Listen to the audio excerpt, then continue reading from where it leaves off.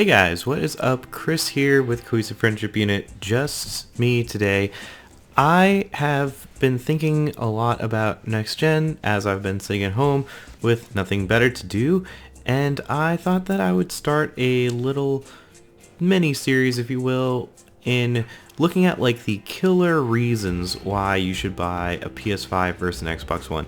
Sure, you might already kind of have that brand loyalty, you might already be familiar with the hardware, so you kind of already know which way you're gonna go, but some people are undecided, and I'm gonna try to look at those like killer features. As these boxes are becoming increasingly similar, these companies are needing, being Sony and Microsoft, are needing to find ways to differentiate and distinguish themselves among, honestly, increasingly very, very similar machines. So that's kind of what we're going to be diving in with this mini-series. Maybe every couple months as we get more tidbits, I'll be updating this, once we get things like price, etc. But for now, let us compare PlayStation 5 versus Xbox Series X and which one you might want to consider picking up based on these like killer unique features that each company offers. But before we get into it, if you guys found this video helpful, throw us a like. Let us know down below which system you're leaning towards so far, or if it's both, or if it's just the Switch. And we would love a sub. If you guys got one in you, that would be great. So let's start with Xbox. Like, what are the system selling things that you might not think of?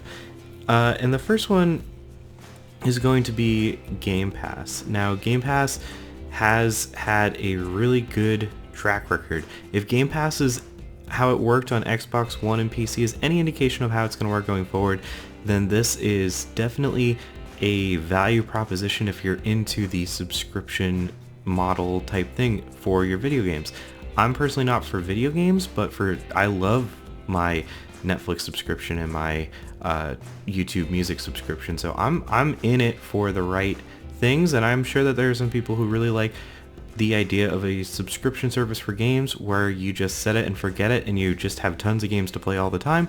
And what has really impressed me with Game Pass is first party titles come to it on day one. So, theoretically you'll be able to have Game Pass, and when Halo Infinite comes out, you'll just be able to play it, and it's a relatively affordable price. So I would say Game Pass is definitely a huge reason to consider Sony as the secondary choice, and so that's definitely a reason why you would maybe want to consider going the Xbox route. Next is backwards compatibility. Sony has confirmed that there will be some form of backwards compatibility. In the architecture review Mark Cerny did, basically confirmed that a decent chunk of the top 100 games will be playable, but with no time frame and no idea of what's going to be working at launch. Xbox, on the other hand, has remarkable backwards compatibility, going all the way back to the original Xbox. PlayStation 5 will only be going back to PlayStation 4 as far as we know right now. Xbox's backwards compatibility, even on the Xbox One, is fantastic, so I would expect Series X to continue to be fantastic. And this isn't just backwards compatibility, this is resolution upscaling as well as some other niceties. So yeah, backwards compatibility is a big deal, and usually when the kind of launch window is less than stellar, if you're planning on selling your Xbox One, you can just pick this system up, install some of your old games, and you'll have stuff to play on it. So that's nice.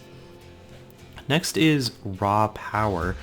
And raw power, I say that in the sense that both machines are very similarly spec'd, but it seems like this time the base Xbox Series X is going to be outperforming the PS5 by a slim but possibly significant margin. It's hard to say, no games yet, no performance figures, but they are using the same Zen 2 AMD chips, and they are theoretically using very similar GPUs, as they are both also coming from AMD and both have hardware accelerated ray tracing. Although looking at the way that Sony is tackling things versus Microsoft, the clock speeds are different, and it seems like Xbox has a slight lead. So if you're into just raw performance, maybe go Xbox. And last but not least is backwards compatibility. Again, we already talked about backwards compatibility from a software standpoint, but from a hardware standpoint, backwards compatibility is also a thing, like your old controllers. And this is something that, as the generations have gone on, it's kind of become increasingly obvious that we are converging on like the same controller basically. And I'm really happy to see that Xbox has decided that your Xbox One controller will be forward compatible, as well as the accessories on the Xbox Series S. So that is super awesome. And if you are someone who has 3 Xbox One controllers already, instead of having to, shell out 60, 70, sometimes $80 on each new controller, you can just move them on forward. And that's nice. I know going from the Wii to Wii U, it was nice to already have some controllers ready to go, even if that console was garbage. But let's switch over to PlayStation 5. The first thing I want to talk about is virtual reality. I talked about this a little in one of my theory crafting PlayStation videos, but right now Microsoft has no solution for virtual reality, and they don't seem to have any rumors or anything really in the works, nothing major. And Sony has already confirmed that PSVR first gen will be backwards compatible, and there's tons of rumors about PSVR 2, and the fact that they're putting so much money into this fancy audio, which we will be talking about later, is just another reason to maybe go PlayStation. I would say if you have any fleeting interest in VR and you don't already own a headset, might be good to go PlayStation. The alternative, I guess, would be to go Oculus Quest in the meantime. Next, I want to talk about exclusives. Well, Microsoft has been scooping up studios. It's kind of a no one's really arguing that Sony won in the exclusive front this console generation. I mean, home run after home run. Horizon Zero Dawn, Spider-Man, God of War, all these really amazing games coming out left and right. And Microsoft had solid exclusives, and it seems like they are getting ready to rev things back up. But I would say, just based off of this generation's track record, if that's anything to use looking forward, I would go Sony. Next are fancy triggers. So I will preface this by saying, if it looks too good to be true, probably is.